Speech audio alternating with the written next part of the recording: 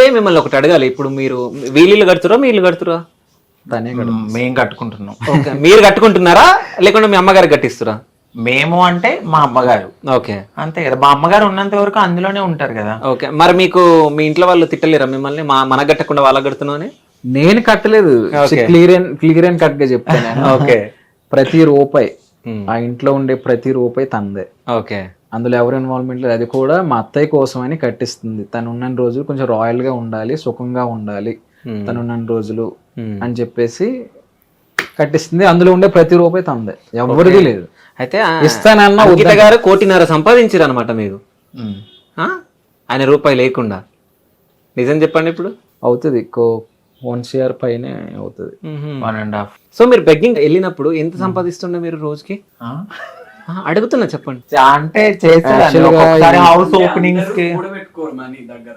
చెప్తాను చూడండి, మీరు అడిగారు కాబట్టి లాజిక్ గా. నేను డైలీ ఒకప్పుడు వెళ్ళినప్పుడు నేను ఎర్లీ మార్నింగ్ లెగిసి 9-9:30కి నా లైఫ్ని స్టార్ట్ చేస్తే నేను నైట్ 6కి వచ్చిన తర్వాత మళ్ళీ నేను వైన్ షాపులు కూడా అడుక్కునేదాన్ని. అంటే 10 రూపాయలే కానీ 5 రూపాయలే కానీ ప్రతి రూపాయి పోగేసి ఒకరోజు 1000 వస్తుంది, ఒకరోజు 2000 వస్తుంది, ఒకరోజు 3000 వస్తుంది. దీనికి కౌంట్ అనేది ఉండదు. ఒకరోజు ఎక్కువ రావచ్చు, ఫ్లక్చువేట్ అవుతూ ఉంటది కదా. ఆ వచ్చిన రూపాయిని నేను చిట్టీల రూపంలో దాచుకుని చిట్టీలు వేస్తూ నేను తినక కష్టపడి ఏదైనా ఓపెనింగ్ ఉంటే వాళ్ళు ఇచ్చింది వాళ్ళు 10 రూపాయలు ఇవ్వని 10,000 ఇవ్వని, అది కూడా నేను ఒక్కదాన్నే వెళ్ళి తీసుకుని వాళ్ళకి బ్లెస్ చేసి వచ్చిన డబ్బులు అన్నీ. ఇంకోటి ఈ మధ్య కాలంలో కొంచెం వచ్చిన యూట్యూబ్ డబ్బులు ఇవి యాడ్ చేశాను అంతే. ఓకే, నేను చిట్టీలు వెయ్యగా దాచుకున్న డబ్బులు ప్రతిదీ దాయగా చేసుకున్నాను. ఓకే. ఇప్పుడు యూట్యూబ్ నుంచి ఎంత సంపాదిస్తున్నారు నెలకి? ఎన్ని లక్షలు వస్తున్నాయి? నిజం చెప్పండి. నేను ఇప్పటి వరకు మా ఛానల్లో కూడా రివీల్ చేయలేదు. ఓకే, మీ ఇష్టం, చెప్పాలనుకుంటే చెప్పండి, లేకుంటలేదు. లక్షలు అయితే వస్తున్నాయి కదా? వస్తున్నాయి, లక్షలు వస్తున్నాయి. అవునా? సో మిలియన్లు పోతున్నాయి అంట. కదా అంతగానం? అంటే 1.5 కి మధ్యలో ఉంది. సో లక్షలే కదా మరి. అదే ఇంకా లక్ష కంటే ఎక్కువ వస్తుందంట. 1.5 1,70,000 అంతే. కానీ అది మీరు కష్టపడుతున్నారు. సో మీ ఇంట్లో మీరు కష్టపడి మీరు చేసుకుంటారు కాబట్టి అది వేరే వాళ్ళ డబ్బే ఏం కాదు, మీ డబ్బే. సో చెప్పుకోవచ్చు ధైర్యంగా సంపాదించినంత.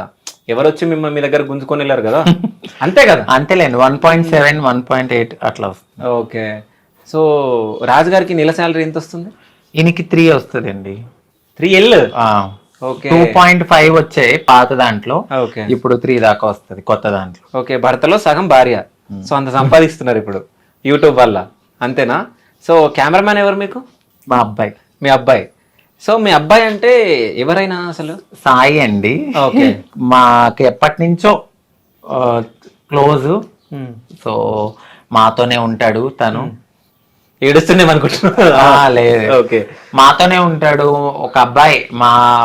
మేము ఎలా అంటే ఇంకా పెంచుకోవట్లేదు కాబట్టి తను ఉన్నంత వరకు, తనకి జాబ్ వచ్చే వరకు మాతోనే ఉంటానని ఉంటాడనమాట.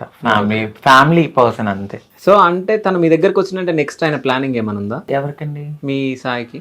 లేదేమి. ఓకే, ఓన్లీ ప్రేమగా వచ్చాడు, ప్రేమగా ఉంటున్నాడు. ఓకే. జాబ్ సెటిల్ అవ్వాలి కాబట్టి ఇక్కడ మాదాపూర్ ఇంటర్వ్యూస్ కి వాటికి అటెండ్ అవ్వడానికి ఇక్కడ దగ్గర వాళ్ళ ఓన్ హౌస్ కూడా ఉంది, అక్కడికి వెళ్తాడు, ఫ్యామిలీ దగ్గరికి వెళ్తాడు. సో అంటే మీకు పిల్లలు పుట్టారు కదా, సో నెక్స్ట్ ప్లానింగ్ ఏంది ఫ్యూచర్ లో? పెంచుకోవాలనుకుంటున్నాం. అంటే దత్తత తీసుకుంటారా లేకుంటే ఎట్లా? దత్తతే తీసుకుంటాం. ఓకే. ఎంతమంది పిల్లల్ని? ఇద్దరు చాలా? డజన్ వద్దా? ఇద్దరే. సో అంటే ఇద్దరు పాపలు ఒక పాప ఒక బాబు. సో అంటే ఇప్పుడు ఇక్కడ ఒకటి మాట్లాడుకోవాలి, చాలా మంది అమ్మాయిలను ఇస్తారు కానీ అబ్బాయిలను ఇవ్వరు కదా. అప్పటికి టెక్నాలజీ కొంచెం పెరిగితే బాగుండు, ఏదైనా నా వల్ల కానీ. మనము మంచిగా అంటే అందరు ఇస్తారని ఇవ్వరని అన్నాను. కొంచెం అంటే లేదు అదేదో టెక్నాలజీ వచ్చిందంట కదా. ఓకే, ఆ టెక్నాలజీ యూజ్ చేసుకుంటారా మీరు?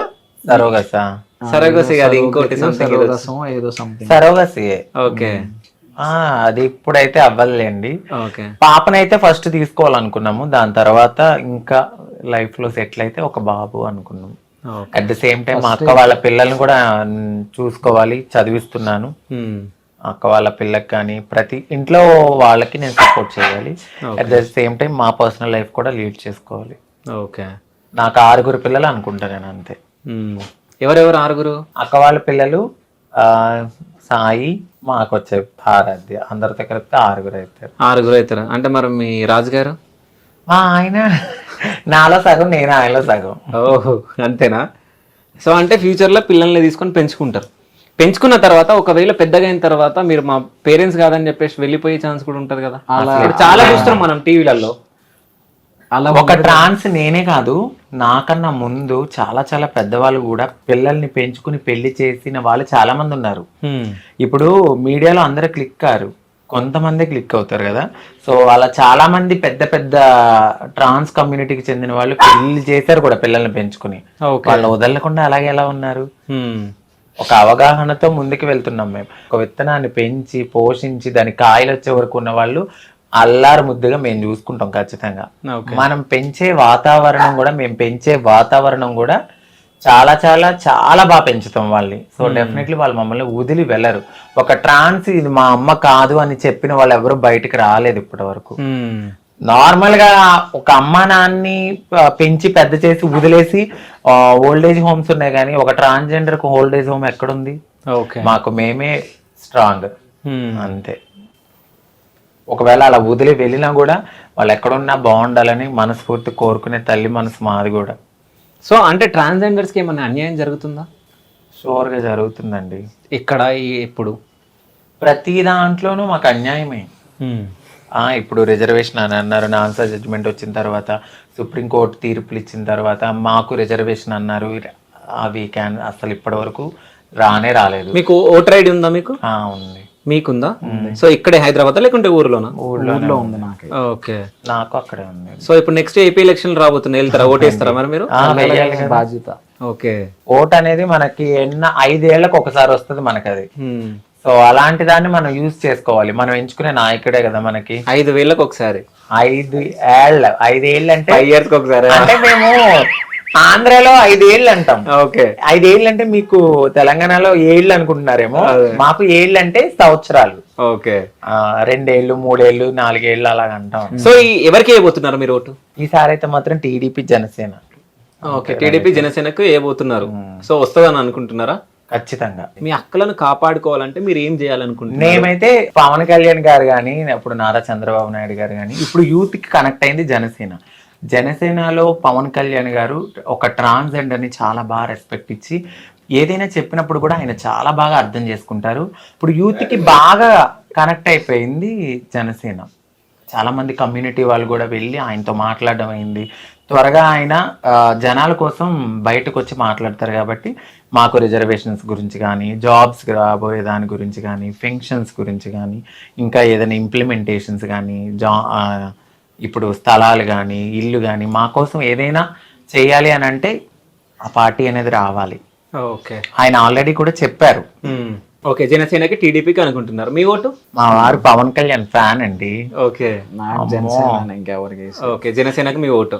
అయితే ఇప్పుడు మీరు ఒక ట్రాన్స్జెండర్ పెళ్లి చేసుకున్నారు కాబట్టి ట్రాన్స్జెండర్స్ కష్టాలు మీకు ఏమన్నా తెలిసినాయా, లేకుంటే వాళ్ళు ఎట్లా అంటే ఆఫ్టర్ మ్యారేజ్?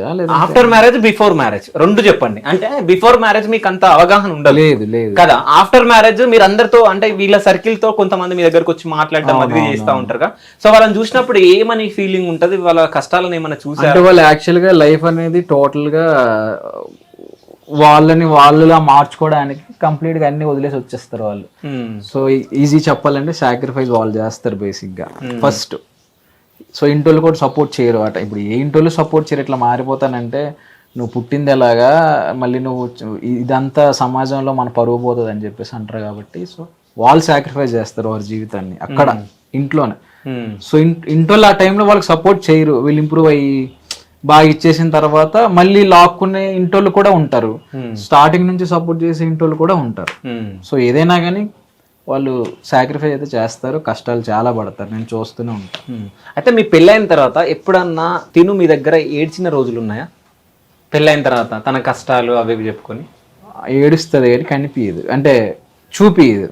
ఓకే, కళ్ళ నుంచి నీళ్ళు వస్తే నాకు తెలుస్తుంది, దాన్ని దాచిపెట్టేస్తుంది అట్లా. ఓకే, ఇంకా కష్టాలు నేను అన్ని తెలుసు ఓవరాల్ గా. సో A to Z తన గురించి నాకు తెలుసు కాబట్టి ఇంకా తెలియాల్సినవి ఏమీ లేవు. ఓకే, మామూలుగా అదే కొంచెం ఇప్పుడు ప్రెషర్ ఎక్కువ అయింది కొంచెం.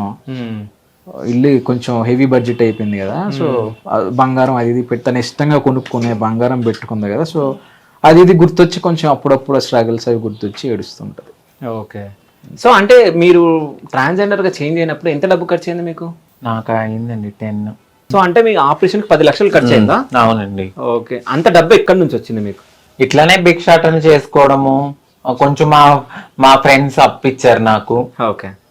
ఒకరు 3 లక్షలు ఇచ్చారు, ఒకరేమో 2 లక్షలు ఇచ్చారు. ఆ తర్వాత కొద్ది కొద్దిగా వాళ్ళకి తీర్చుకుంటూ చిట్టీలు వేసుకుంటూ తీర్చాను నేను. ఓకే. అయితే ఇప్పుడు ట్రాన్స్జెండర్కి ఒక చెడ్డ పేరు ఉందండి. ఎట్లా అంటే సెక్స్ వర్క్ చేస్తారు, అది ఇది రోడ్ల పైన తిరుగుతారు, అది కానీ. అంటే మీ దగ్గరికి ఎవరన్నా వచ్చినప్పుడు వాళ్ళకి ఏమైనా సజెషన్లు ఇస్తారా మీరు? అంటే ఆ వర్క్ వద్దు మనకి, ఇట్లా ఉండండి మీరు. ఒకవేళ ఎవరన్నా అబ్బాయిలు మీ దగ్గరకు వచ్చి మేము చేంజ్ అవ్వాలనుకుంటున్నాం అన్నప్పుడు మీరు ఏం సజెషన్లు ఇస్తారు వాళ్ళకి? సెక్స్ వర్క్ అనేది నాకు తెలిసినంత వరకు, ఇప్పుడు నన్ను వదిలేయండి, ఇప్పుడు నాకు పెళ్ళయింది కాబట్టి అది వేరు. సెక్స్ వర్క్ చేయడం అనేది ఆపేయాలనుకున్నప్పుడు మాకు ఫస్ట్ ఒక ఉపాధి అనేది ఇవ్వాలి. ఇప్పుడు చూస్తూ ఒక మనిషి ఆకలి చచ్చిపోతుంటే ఎవరు ఊరుకోరు కదా. ఒక రకంగా సెక్స్ వర్క్ మా కమ్యూనిటీలో కొంతమంది చేయడం బట్టే కొన్ని మానభంగాలు అలాంటివి అనేవి తగ్గినాయి. ఇప్పుడు కావాలని ఎవ్వరు వాళ్ళ ఒళ్ళు తీసి వేరే వాళ్ళకి అర్పించాలని ఎవ్వరు అనుకోరు. ఏదో ఒక ఉపాధి లేకో, వాళ్ళకు ఒక జీవితం లేకో, ఇక బ్రతకలేని స్థితిలో కూడా బ్రతకాలి, ఇటు తల్లిదండ్రులు దూరం చేసి నా కడుపు నేను కాల్చుకుని ఏదో చేయాలి అన్న ఉద్దేశంతో ఈ మధ్యకాలంలో కొంతమంది చేస్తున్నారేమో తప్ప మాకేమి సరదా ఎక్కువ మా కమ్యూనిటీ వాళ్ళకి ఏదో ఇదైపోయి అయితే ఖచ్చితంగా చేయరు. ఒక మంచి ఉపాధి ఇవ్వండి, ఎందుకు చేసుకోరు. ఇలా సెక్స్ వర్క్ చేసి ఒక అపోహతో ఇలా చూసే బదులు వాళ్ళకు ఒక జీవనాధ వృత్తి చూపియండి. గిన్నెలు కడుగుతాకెళ్తే మీరు అసలు హోటల్స్ పెట్టారు కొంతమంది ట్రాన్స్జెండర్స్, మీ దగ్గర తినమని వెళ్ళిపోయారు. దానికి పనికిరం మేము. మేము సొంతగా వృత్తి చేసి కూరగాయలు అమ్ముకుంటే దీని దగ్గర కొనకూడదని చెప్పి పక్కన కొన్న వాళ్ళు ఎంతో మంది బాధపడిన ట్రాన్స్జెండర్స్ ఉన్నారు. అట్లానే ఐటీ ఎంప్లాయీలోకి వెళ్ళిన వాళ్ళు కూడా కొంచెం అవమానించి కొద్దిగా మానేసిన వాళ్ళు కూడా ఉన్నారు. మీరు ఎంకరేజ్ చేయండి, డిస్కరేజ్ చేయొద్దు. హోటల్ పెట్టుకున్న వాళ్ళని కూడా మీరు తినకపోతే మీ దగ్గర తినము అని చెప్పి వెళ్ళిపోయిన వాళ్ళు కూడా ఉన్నారు. అలాగే నైట్ పూట నుంచుంటే మాత్రం వస్తారు. అంటే మీరే కదా మమ్మల్ని అలా ప్రోత్సహిస్తున్నారు. అదే మీరు నార్మల్ గా వీళ్ళు ఏదో వృత్తి చేసుకుంటున్నారు, కడుపు నిండా అన్నం పెడుతున్నారని అలాంటివి కూడా ఎంకరేజ్ చేస్తుంటే అవి రావేమో. అయితే ఇంకోటి నేను ఒకటి చెప్తాను, ఒకవేళ మా వాళ్ళు ఆ వృత్తి చేసిన మాకన్నా ముందు నోరు తెరిస్తే పలానా అబ్బాయి బయటకు వచ్చారు అనుకుంటే ఎన్ని కాపురాలు కూలిపోతాయి. అవి కూడా కడుపులో పెట్టుకుని వచ్చిన వాళ్ళకు ఏదైతే వచ్చారో ఆ పని చూసుకుని వదిలేస్తారు, అంతే తప్ప వాళ్ళ జోలికి వెళ్ళరు, ఏమీ చెయ్యరు. కానీ ఇది ఒకటి అడగాలి, నేను ఇట్లాగే విన్నా న్యూస్ లో. అంటే మీరు ఒకవేళ నిల్చున్నప్పుడు అంటే ట్రాన్స్జెండర్స్ నిజంగా లాయర్స్, డాక్టర్స్, పెద్ద పెద్ద వాళ్ళు వస్తారంట, అంటే పొలిటికల్ లీడర్స్ అట్లా, నిజమేనా అదంతా? అవును, వస్తారండి. ఓకే. ఎందుకంటే నేను ఈ కమ్యూనిటీలో ఉన్నాను కాబట్టి నేను మాట్లాడుతున్నాను. ఇప్పుడు చెప్పినంత మాత్రాన నేను నెగిటివిటీ స్ప్రెడ్ అవుతుందని నేను అస్సలు అనుకోను. ఎందుకంటే నాకు తెలుసు కాబట్టి. ఇప్పుడు నేను పెళ్లి చేసుకున్నాను, ఒక పద్ధతిగా ఇక్కడ కూర్చున్నాను అయి ఉండొచ్చు, కానీ నేను నా కమ్యూనిటీ అనేసరికి నేను ముందుకు వెళ్తాను, మాట్లాడతా వాళ్ళ కోసం. అది మా ఆయనకి కూడా తెలుసు. సో నేను మాట్లాడతాను వాళ్ళ కోసం, ఖచ్చితంగా నేను పోరాడతాను.